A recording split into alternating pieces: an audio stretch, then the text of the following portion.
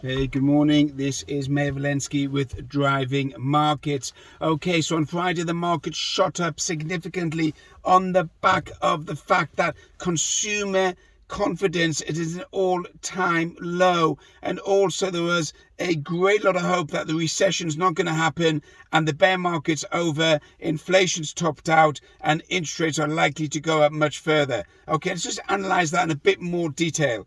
What the market was looking for was for any excuse to bounce up. So any sort of rumor or good news would shoot markets up dramatically. And what you've got is you've got the investors and the traders reacting significantly to any positive news. Now, consumer confidence is an interesting one, because if consumer confidence was low, when the market read into that therefore consumers are going to pull back on their spending. And if they pull back on their spending, that would be less pressure on the Fed and on the other financial institutions to raise interest rates, because there'd be less consumer demand. Wow. Okay. So I don't get that, but obviously the market's reacted very, very well to that. So I would say that this is either a dead cat bounce or a rally within a bear market that you can look to sell into. And when you have a bear market, you can sell into any particular rally looking for it to come off. So keep an eye on that, and we'll look at a couple of things. Bitcoin went up to 21,700. It looks like it could be floating down to around about the 19,300 level. So it could be a good trading asset to get involved in, and going short probably at these levels and float down. I'm still looking at Bitcoin going all the way down to 10,000, but based on the present atmosphere at the moment, the market looks particularly bullish. And one of the viewers called me on Friday and said, Mayor, you got it wrong. Look at the market, they're flying up, therefore there's no bear market. We have to be very clear here. When I'm giving indicators or opinions on the market, it's not minute by minute basis. Just because the market moves against my opinion by 5 minutes or 1 day or 5 days, it doesn't mean the market's changed direction. It doesn't mean I'm right. It doesn't mean I'm wrong. I'm just giving you a market opinion. And in my market opinion, we are in a bear market. In my market opinion, the Nasdaq is going to go all the way down to 7,000. In my market opinion, the Dow's going to drop to 25,000. Bitcoin's going to go to 10,000. That does not mean that the market's going to go down on one straight line. It means it's going to bounce around, and you can use that bouncing around to trade. So you can't pick up on every word that Driving Market said, you got it right, or you got it wrong. It doesn't really matter.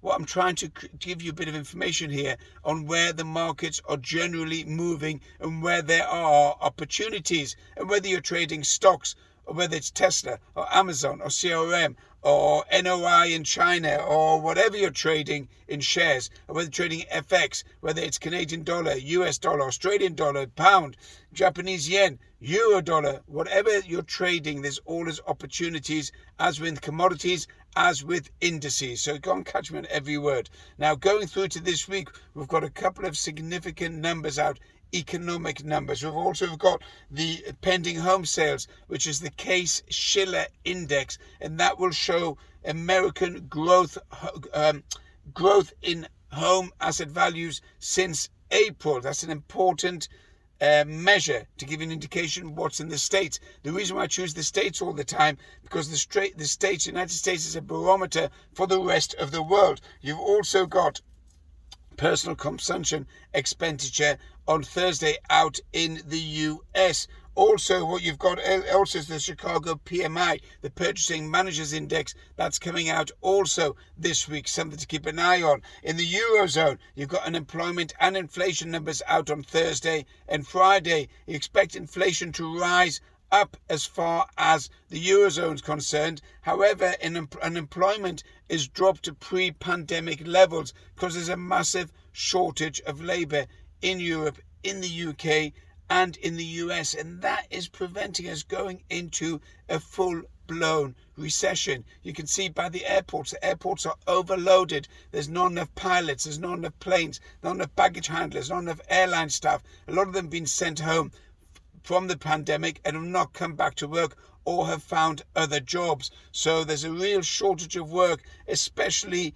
highlighted in the airline industry because we're all feeling it when we go to the airport. Also on Thursday, you got UK GDP growth. It'll be very interesting to watch that. How will that affect the pound? If it comes in poor, then you're going to see the pound go down even further, especially against cable, especially on cable, pound dollar, where the dollar is strong and the pound is weak. You could see it float down to 1.19 to the pound and about 1.14 to the euro. Something to keep an eye on. There is significant pressure on the Fed to keep on raising interest rates. You can expect in July another 75 basis points rise in the US. Probably July, August and September. You've got Nike reporting today. That'll be a really interesting one. Keep an eye on Nike because Nike reports today. That'll give an indication of where consumers are spending their money regarding sports goods. A massive sports provider. Have a look at Nike. Keep an eye on it out in the States this afternoon. Also, Goldman Sachs has raised its recession risk to 30% from 15%. Therefore, likely to go into recession is now 30%. In my opinion, I think we are already in recession and we're going to see further inflation numbers much, much higher than expected because of the full employment environment. As long as you have full employment, you've got wages, you've got money coming in, and therefore you're going to have a lot of spending, a lot of inflation, and more pressure on the Fed, on the UK, on the ECB to raise interest rates. But you've got great volatility, you've got great opportunities to trade, whether you want to go long or whether you go short. There's plenty of range there. Get involved, get stuck in the middle, use your limits, use your stop losses, and manage your money carefully. This is Mayor Walensky, Driving Markets. Have a good day.